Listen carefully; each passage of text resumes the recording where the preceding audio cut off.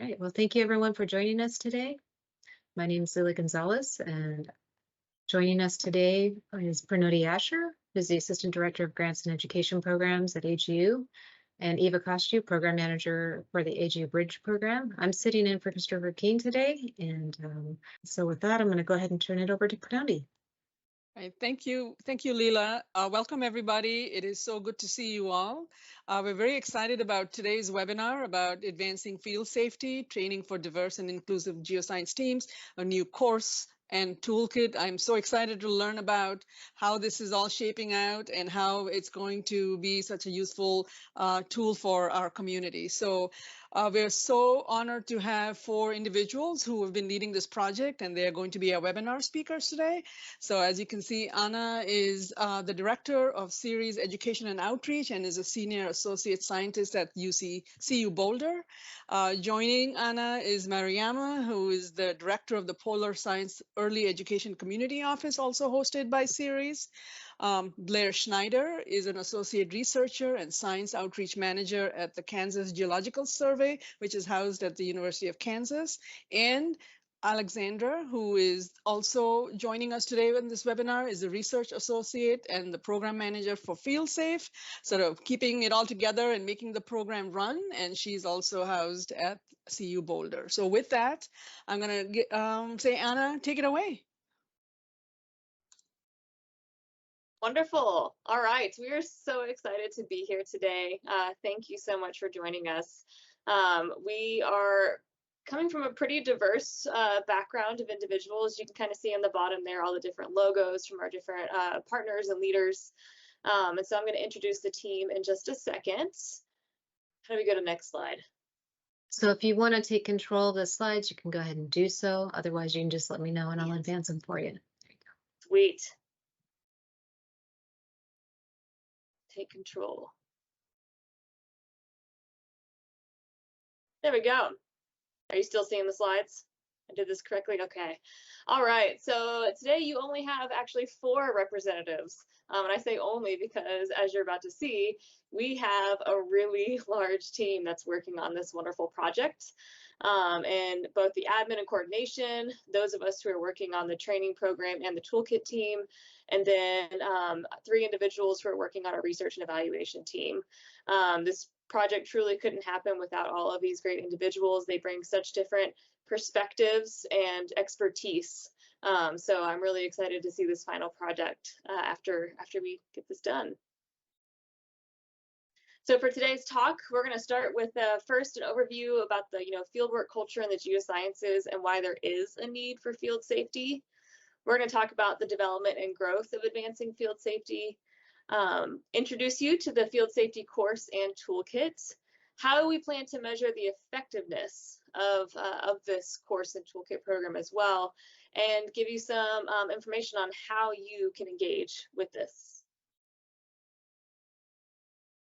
So I think, as we all know, there's a real issue when it comes to field safety. And this isn't just in the geosciences. This is literally for any industry that goes into the field, not just geosciences, but biosciences, earth sciences, physicists, anthropology, anyone who's going into the field. We know that there's been a lot of conversations thinking about polar expeditions and things like that as well. And so this comes from Hill et al., but really is trying to emphasize and encompass all of those different types of challenges that can occur during fieldwork. On the bottom hand side here, these are challenges that are really related specifically to the field sites and environments. So for example, you have increased exposure to unfamiliar hazards. Honestly, this can be really demanding, physically strenuous work. And now that I'm in my late 30s, it's definitely a lot harder to do field work than it was when I was in my early 20s. And then we have new tasks and higher stress levels because of these field sites and environments. There's also this other element of challenges that's really related to field team culture, complex power dynamics, physical and social isolation. It can be really difficult to leave or report incidents. And you have a lot of increased vulnerability to identity-based exclusionary behaviors, as well as bullying and harassment. So I'm going to turn it over now. Yes. So we wanted to share with you the sort of history of what was formerly called the FieldSafe program, now Advancing Field Safety, and how it came to be, to give you context for the expanded version of what we're about to share with you. So Alice Hill was a graduate student at the University of Colorado Boulder, and came to fieldwork there with a National Outdoor Leadership School background, or NOLS as some people know it, and found great opportunity within her field teams to expand, or I guess create in the first place, training about not just the physical hazards part of field work, but thinking about the interpersonal parts of field safety, things like hazards and decision-making, leadership styles, decision-making styles. So she, with others, established the first training at within the Cooperative Institute for Research in Environmental Sciences, or series at CU Boulder, and ran some in-person workshops with others in 2019 and 2020. And then brought in also a bystander intervention piece to the training with the help of the Advanced Geo Partnership. I should say the Advanced Geo Partnership joined forces and expanded the breadth of the workshop. And with this partnership, these individuals built out an online workshop version of this course because there was such demand for the content and for thinking about these additional parts of field safety that we don't often talk about.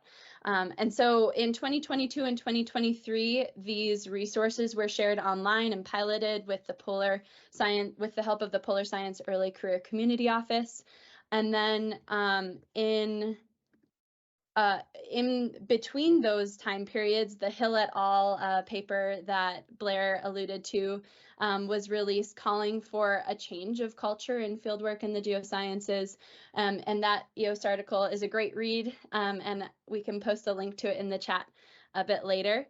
And then in 2022 and 2023, NSF also announced an update to the Proposal and Award Policies and Procedures Guide, or the PAPPG, soon to be and now requiring safe and inclusive working environments, or field safety plans, as part of proposals that involved field work. And so we saw this as an excellent opportunity to expand the course even further and to transform it into a massive open online course, or a MOOC format, that would make the resources much more widely available to anyone who wanted to consume them.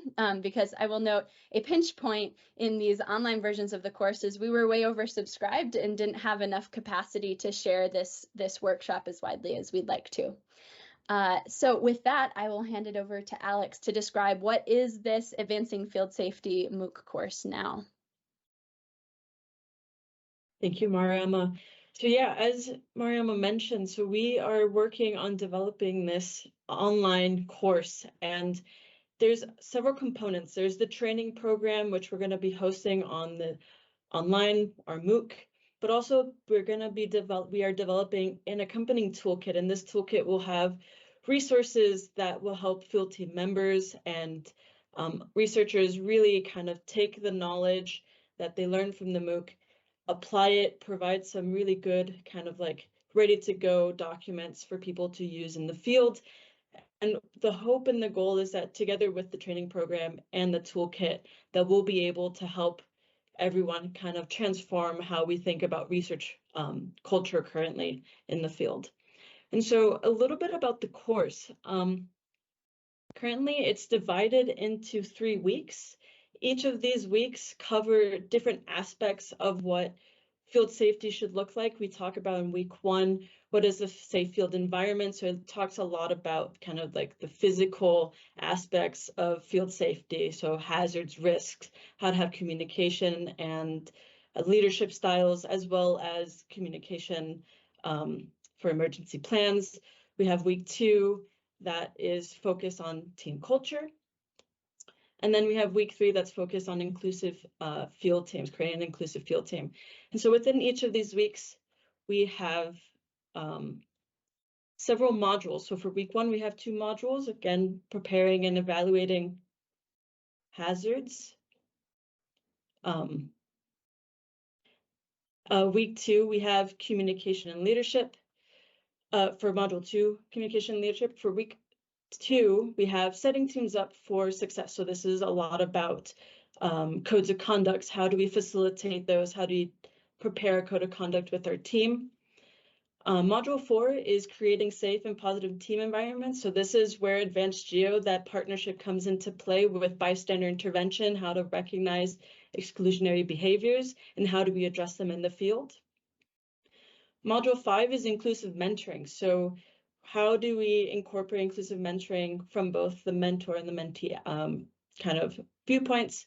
And then finally, in week 3, we include how do we keep diverse field teams safe? So looking at different identity lenses, whether it's race, ethnicity, gender, sexual orientation, ableism, culture, and economic inequity.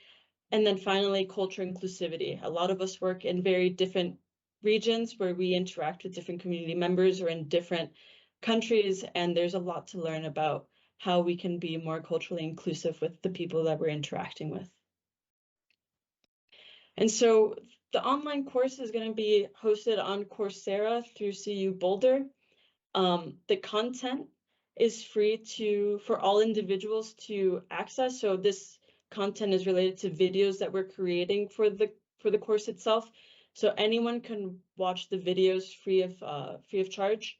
However, if you're interested in taking assessments or getting a certificate, you would have to take either one of the 2 certificate pathways. The first one is the Coursera certificate, which includes additional readings and assessments.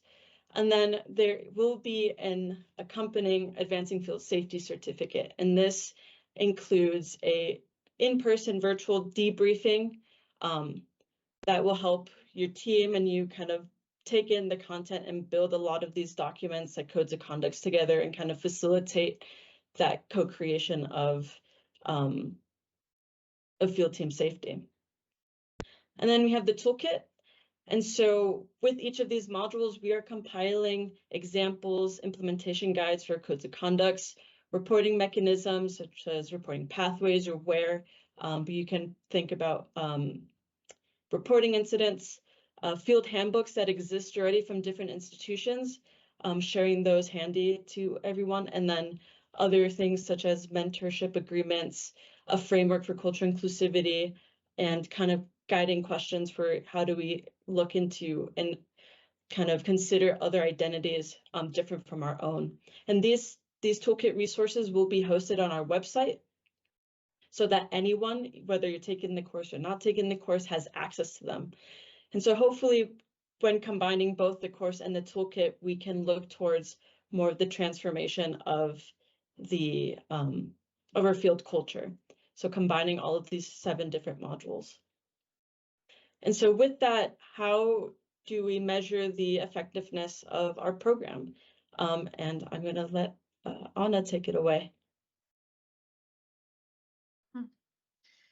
Thank you, Alex. Yeah, I'm taking over here to talk about the last pillar of this project, where we and talk a little bit about the research plan and evaluation. How do we measure the effectiveness of the course?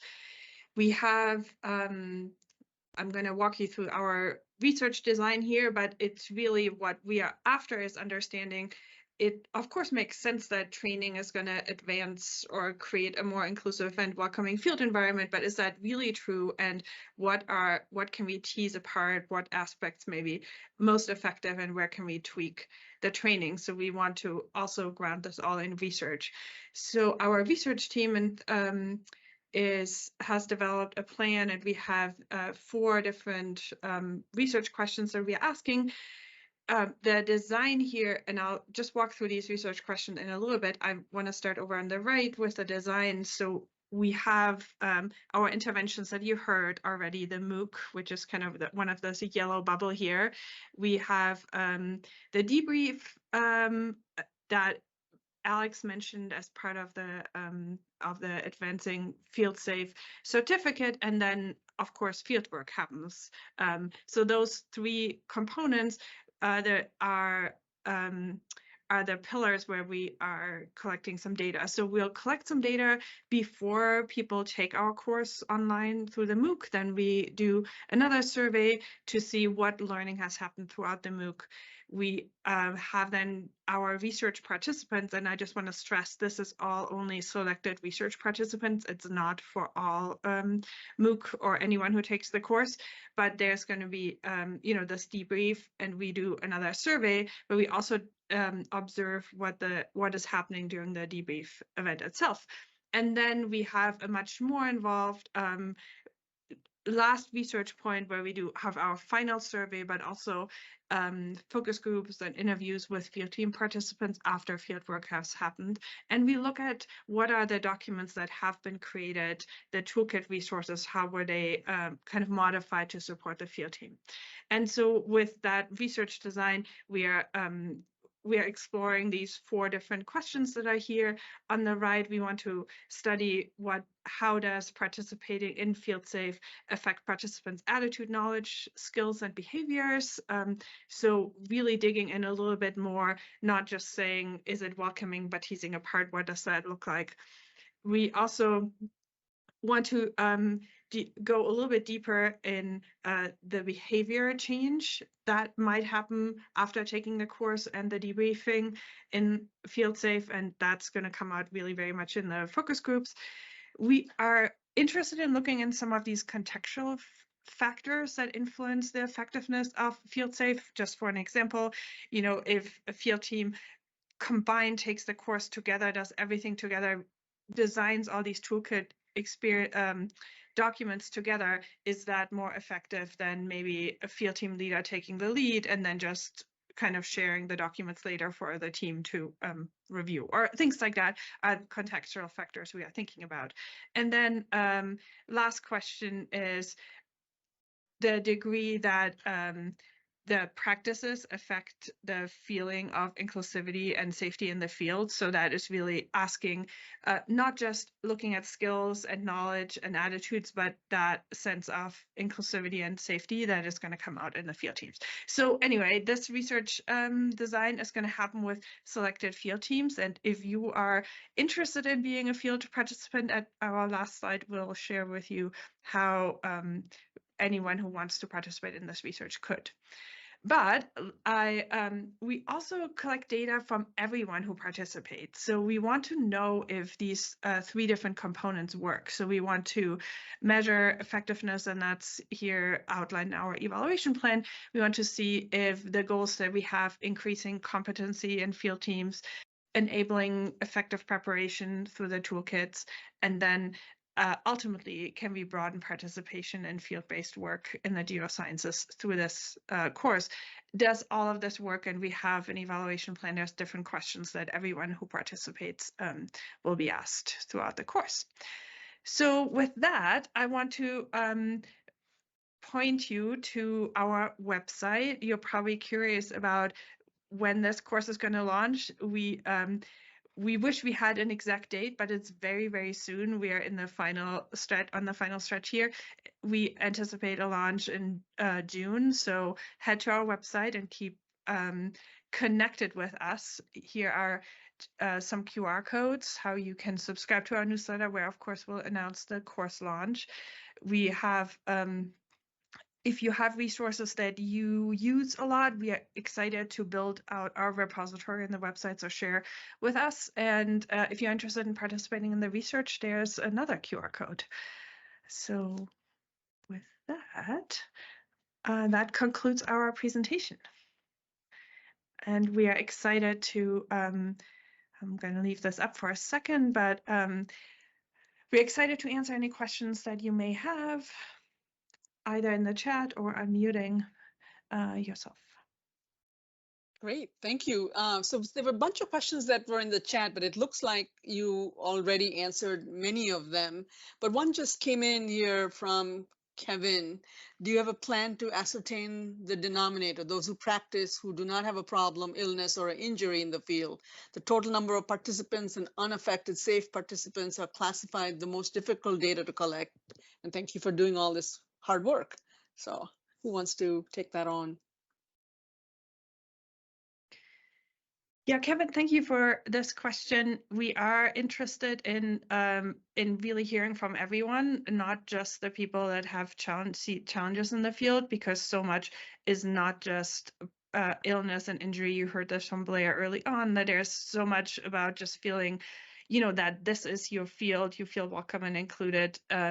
Even if you're not injured, you might just not feel comfortable. So or you might feel comfortable, and we are excited to hear from these groups too, where groups are very successful in creating an welcoming and inclusive environment that is safe and provides that context. So yes, we will be collecting this data. As I said, we have these different mechanisms through our evaluation and the research. We are going to continue refining our data collection over the next 3 years. This first year was really focused on developing our plans and instruments for research and the course, of course, and then we're going to shift gears a little bit and focus on effective data collection. Great, thank you, Anna. So another question comes in from Rosemary. She's asking, will the MOOC have sub-modules for, depending on the audience, you know, like if you're a student in the field, or a mentor or a program director or other roles? So what are your thoughts? So for the MOOC, we've created the content so that it fits a broad audience. So anyone who's a student participant, to a mentor, to a field lead, field support, such as program directors or field station leaders, for example, can take the course. There are certain areas, for example, the inclusive mentoring, where we explicitly talk about the mentor lens, but we provide some additional context for mentees to consider and to think about as they're going through the module. One of the things that we've done, as well as for some of the assessments, being able to provide, so if you're taking the course for the certification for the assessments part, some of them will be geared more towards field team members, and some of them will be more geared towards field team leads or, program directors.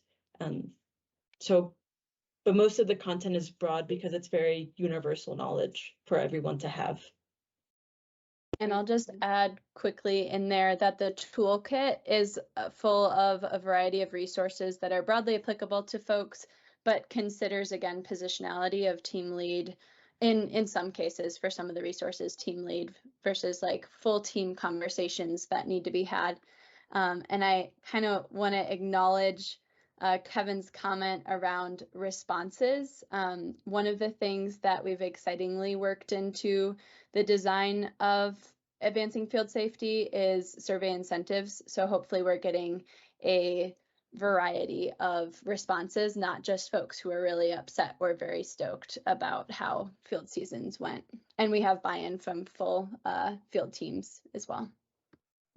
Great. And I just wanted to add to this, maybe we have worked with a large field expedition in Antarctica on something unrelated to this course, but we've done some of these pre-post surveys. And if there's buy-in from the leadership to say, we really want you to fill out these surveys, there is, our response rates are pretty high actually on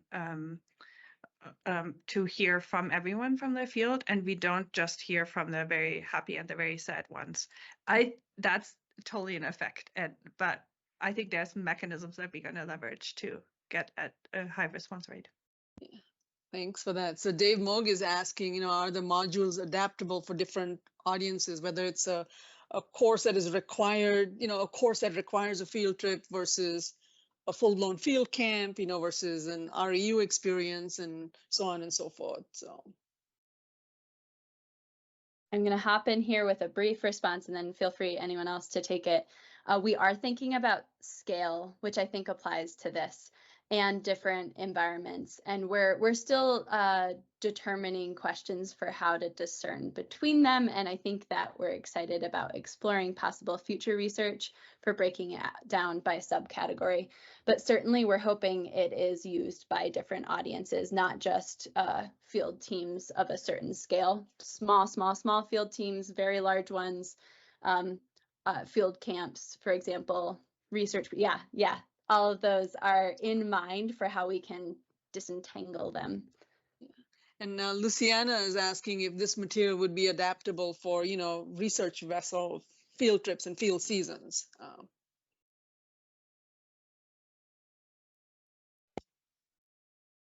Yeah, I think it would be. I think a lot of the content, because of the way that we've tried to divide the course material, it's very adaptable to a lot of the different types of field sites and field programs, as Mariama was mentioning. And we try really hard to, in some of our examples, to bring in, the different aspects, whether it's like maybe a field team camp or like thinking about researchers on a boat. So when we talk about a lot of like the risks and hazards, for example, we try to bring in different ideas of what those could look like depending on the field site that you might have or the field team that you might have, so that people can see themselves or their research and their environment in the course content itself. And for the research, just to add what Alex said, who brings vessel-based research experience, which is fantastic, but we are pretty intentional on the research partners to recruit various field teams from different environments. So we have some partners that are vessel-based, and so that's one of our variables to see, does the training work for all these different environments. But again, if you are a research team and a vessel, we are still excited to have other people connect with us. Yeah, and I guess another thing I'm particularly excited about in the course that I want to feature is we have brought in some guest voices from different field environments to speak to their experiences and how that might complement some of the course content or speak to some of what we highlight. And we have at least one person who speaks to ocean-based research and brings a lot to the table. Great. Thank you for that. So Beth is asking, in research, would you be interested in working with field engineers from an NSF facility? This is a case where field work is operations, not just expeditions, so also people are coming in, leaving, others are taking over. So wonder if you wanted to respond to that question. I think the answer is yes, because there's so many different aspects to field work, whether it's from logistics to operations to the actual researchers doing the research in the field, and everyone's experience is going to be a little bit different in the way that we approach field safety or we approach certain aspects of field work. So I think that, the broader groups that we have to help kind of complement our work and kind of, address maybe some gaps and things like that, the broader reach of participants is definitely of interest to us. I think amongst all the folks that are in this webinar, we have probably 7,000 or 70,000 years of experience. So, I think this is such a rich conversation and such great questions. So, Leela, I don't know if you can unmute people, right? If they raise their hands, we don't have to just type in the chat, right? Correct. Yeah. So if anybody wants to ask a question directly, just raise your hand and we'll enable your mic. Just in the meantime, in case folks haven't been following the chat, Luciana asked if we have a point of contact. If you want to get in touch with us, you can email fieldsafe@colorado.edu and we can point you in the right direction. But there's much, much more information on our website too around different ways to engage, be it in research, be it in just knowing when the course is launched via subscribing to our newsletter. So both of those links are in the chat if you haven't taken a look at them. Do you have plans to sort of disseminate this to all the field camps all around the country, or do people already know about this? Or you're not ready to do that yet? I mean, once we have it going, I'm on the GeoREU listserv, and I'm hoping to advertise it in spaces like that in particular. So, heck yeah. Yeah. Another resounding yes. We are excited about this, but we are also, when we launch the course in June, we'll do a little bit of troubleshooting and just let it sit, and we'll probably do a big marketing push after we get last kinks sorted out. As you all know, this is always a good idea before widely disseminating. But we are excited to hear any ideas. So if you are have connections to all field camps or other groups and want us to advertise or would be willing to partner with us once we're ready, we'd love to get you to get in touch with us. On a similar note, we're looking for, we've put together a wealth of resources for the toolkit, but we're always interested in learning more. And so on our website, you can also find a place to share resources that you think would greatly complement the content. So folks who are in the audience, if you're interested in having somebody contact you, feel free to add your email address. I know they can capture it and reach out to you, or you can feel free to write to their email address that they posted in the chat. So either way, I hope you'll take advantage of this offer. So it looks like people have their own resources that they're dropping into the chat. So that's wonderful. And we'll be able to capture all of that. Yes. Other questions? People are very unusually quiet for a Friday afternoon. I just want to say shout out, Claudia. I've seen your site and it's good. It's great. Like, thank you for sharing that one in there. I've used that before.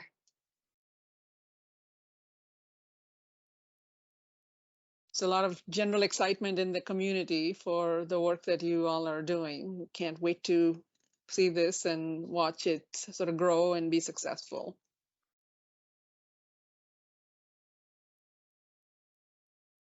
Question, will you be presenting at the GSA meeting in Los Angeles this year?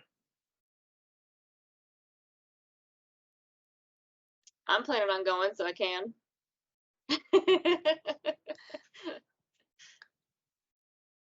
I want to take a second also to just thank and acknowledge the many more people who have been a part of the MOOC development. I know we highlighted the PIs and like closer knit group work moving the project forward, but we have many content experts, advisory board members who have been putting input into course design and helping us refine the content of each of the modules. So it's a very exciting collation of information from awesome people. Yeah, so John Allen is saying, seeing how it might apply to training and education for sort of larger atmospheric science, sort of like field campaigns, and within the broader geo field. So I guess, are you talking about field campaigns like NCAR field campaigns? Is that what you're talking about, John? Maybe you want to come off mute and be more specific. I'm trying to read something into your question here. Oh, the NSF supported, field infrastructures and things like that. Okay.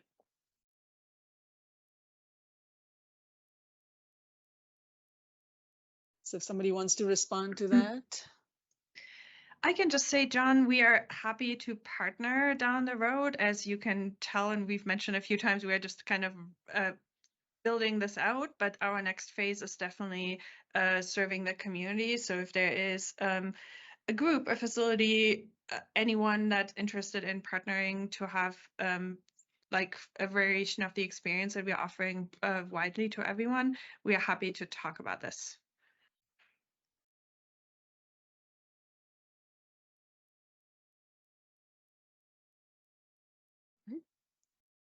Any other burning questions?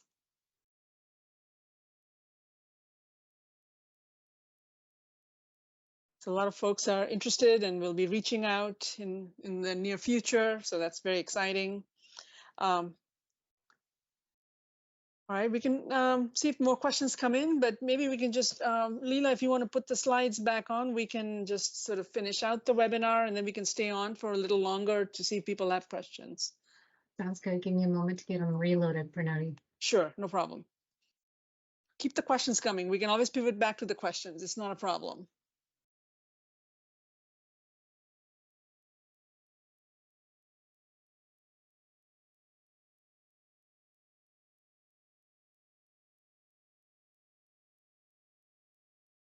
There's always great interest in every field-related, webinar. So, while Leela is pulling the slides, does the material have any tips on how to deal with health issues that might arise during field work? And from all the head shaking, maybe there is. Go ahead, please go ahead and answer. Yes.